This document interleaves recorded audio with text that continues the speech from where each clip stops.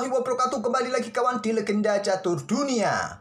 Sambil menunggu game keempat antara Dingliren melawan Gukes, kita lompat ke turnamen yang lain kawan. Kali ini dari Presiden Cup edisi ketiga tahun 2024 yang berlangsung di Uzbekistan. Turnamen ini adalah turnamen terbuka kawan, dan turnamen ini juga hampir selesai. Sedang berlangsung kawan babak terakhir, babak 9 saat admin sedang rekaman. Sementara Nihal Sarin memimpin sendirian dengan perolehan 7 poin kawan. Tak terkalahkan, hasil dari 6 kali menang dan 2 kali remis. Menyisakan satu partai terakhir, dia berjumpa dengan Nordibek Abdus Satrop. Hanya butuh hasil remis saja untuk memenangkan event ini.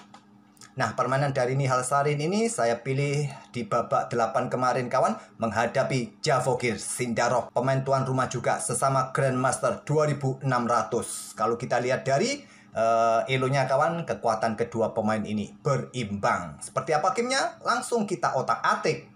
Tema pembukaannya adalah Italia, pion E4, pion E5, kuda F3, kuda C6, ada gajah C4, pembukaan Italia. Pertahanan 2 kuda dipilih oleh Javogir Sindarov, kuda F6. Tentu pion D3, dan di sini pion H6, pilihan dari Javogir Sindarov.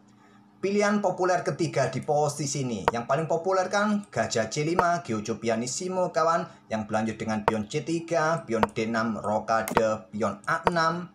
Ataupun juga dengan langkah gajah E7 di sini yang biasa berlanjut putih langsung rokade. Dan diikuti dengan pion D6, pion C3, rokade juga. Dan pion A4, kuda A5, gajah A2, pion C5 kawan.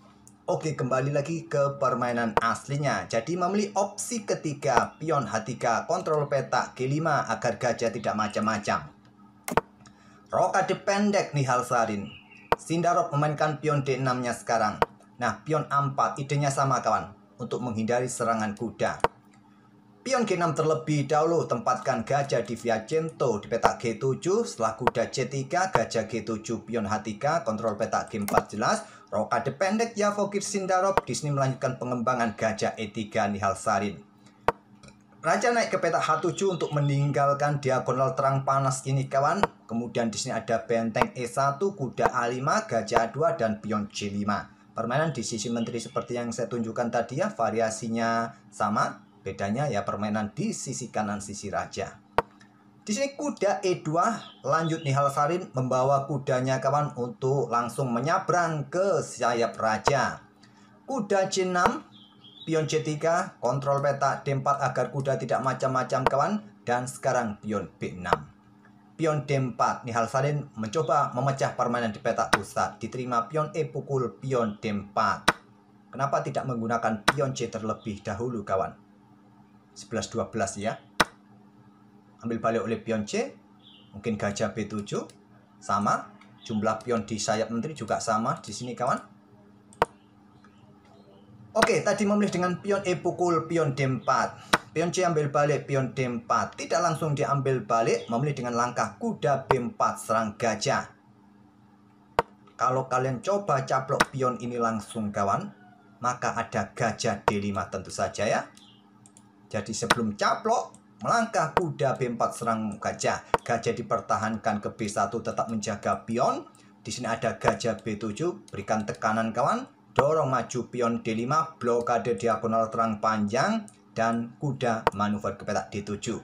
Persiapan bermain dengan pion F atau lompat ke petak E5 ini kawan. Buka diagonal terang juga, maksud saya diagonal gelap. Menteri naik ke petak D2, jaga pion. Ada pion A5, perkuat posisi kudanya. Benteng angkat naik ke A3.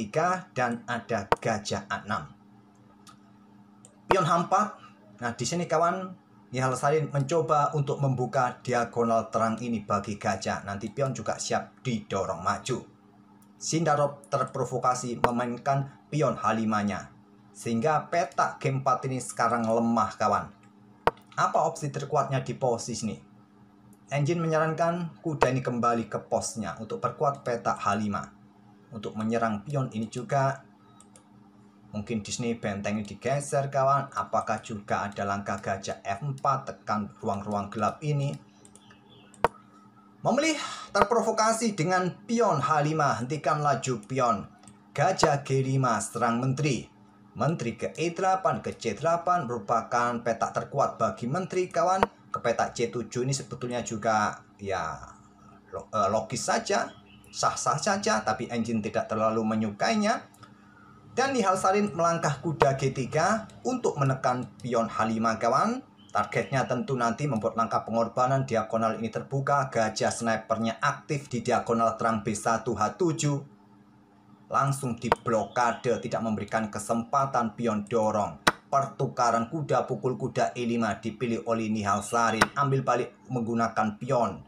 Tidak memberikan kesempatan lagi-lagi untuk membuka diagonal kawan. Kalau menggunakan gajah di sini, maka raja mungkin akan geser terlebih dahulu kawan.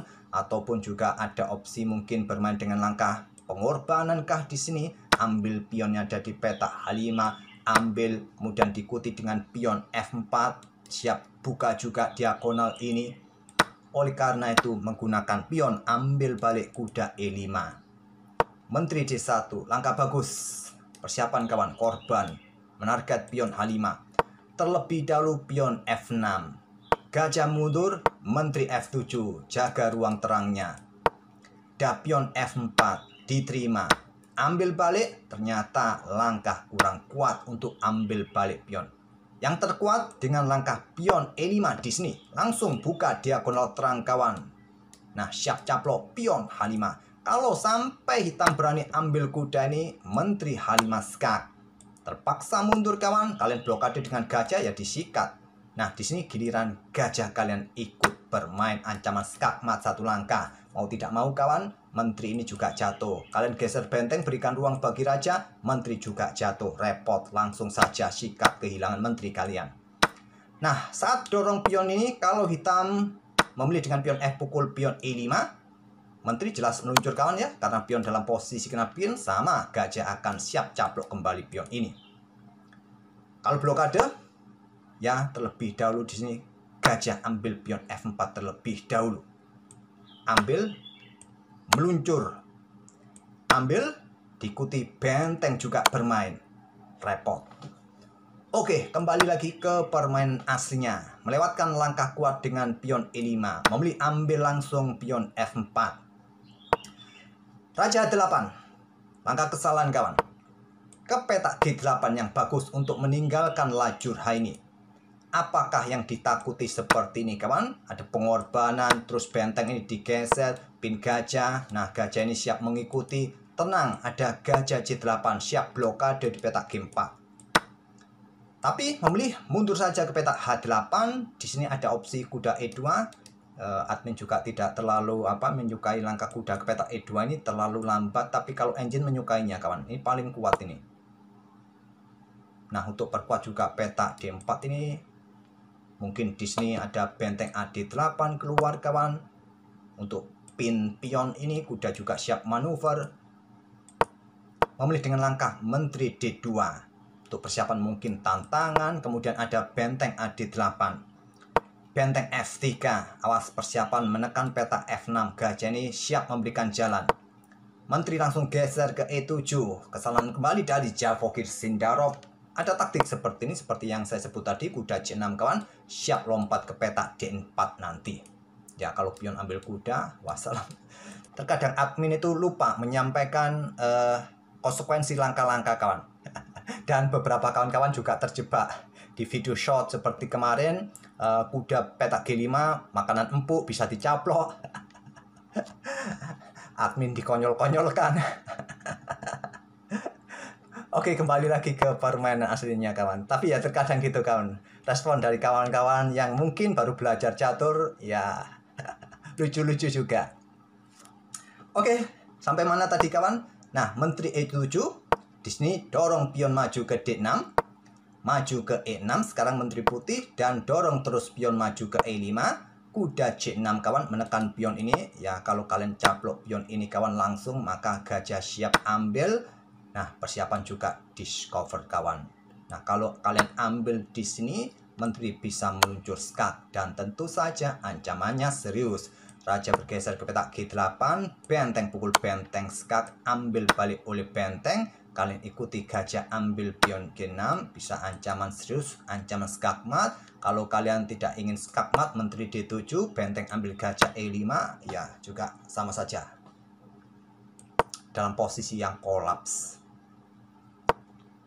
Kuda C6 langkah bagus atau raja bergeser langsung ke petak G8. Nah, pion E pukul pion F6, menteri ambil balik, kemudian gajah E5. Discover pada menteri kawan. Dan juga berikan jalan bagi menterinya bergerak. Menteri ini sudah tidak mempunyai ruang lagi untuk bergerak. Kalaupun bergeser ke ruang terang ini kawan, maka menteri akan ke peta H6 dan skakmat di langkah berikutnya. Jadi di sini Yavogir Sindarov korbankan menteri. Menteri ambil gajah E5, benteng pukul benteng F8, skak terlebih dahulu ambil balik, baru menteri dicaplok oleh benteng. Ambil balik dengan kuda kawan, di sini caplok pion G6, korban gajah ditolak, kuda G4. Berikan dukungan bagi benteng kawan. Mungkin nanti diikuti gajah di diagonal terang bersama benteng menjelang petak G2. Kenapa tidak dicaplok gajah ini kawan? Kenapa? Ya pion dorong maju. Ada benteng D8. Nah, di sini kuda siap beraksi juga kawan. Ya, masih butuh waktu yang lama ya untuk mendorong pion ini sampai promosi. Ya, kalau kalian yang main caplok ya, caplok saja. Tapi dengan kuda G4, gajah ambil pion H5, benteng F2, menteri D5, gajah dikasih, ditolak. Dan Yavogir Sindarov menyerah. Kalau diterima kawan seperti ini, benteng ambil pion G2 skak, raja ambil, skak garbuan kawan, menteri jatuh. Nah, kalau tidak diambil benteng ini, anggap contoh bergeser ke peta F1 sama, malah kalah kawan. Kalau bergeser ke peta H1, tetap skaknya dengan benteng terus kawan. Bisa remis malah kalau geser kanan kiri. Jadi tadi saat ditawari oleh gajah tolak dan Yavogir Sindarov menyerah. Apabila permainan tetap dilanjutkan, menteri dicaplok oleh gajah kawan, pion promosi, temponya skak kawan ya. Promosi. Loh kok gak bisa ya? Promosi. Gak bisa. Kenapa ini? Chess.com error kah? Ya pastinya promosi ya, tak perlu saya jelaskan ya. Promosi, terus tempo ya. Anggap saja ini pion promosi, tempo ya, skak ya. Nah gajah ini jatuh juga. Udah, nggak perlu kita lanjutkan lagi. Oke, itulah kawan salah satu game permainan Nihal Sarin pada game ke-8 menghadapi Yavogir Sindarov di Presiden Cup. Dan Nihal Sarin hanya butuh hasil remis saja di game terakhirnya menghadapi Nordibek Abdusatorov. Kalau sampai kalah dan ada pemain yang lain menang kawan, poinnya sama, mungkin ada tie breaks. Oke, semoga permainan kedua pemain ini bisa menghibur kalian. Kita akan bertemu di video-video berikutnya. Terima kasih. Wassalamualaikum warahmatullahi wabarakatuh.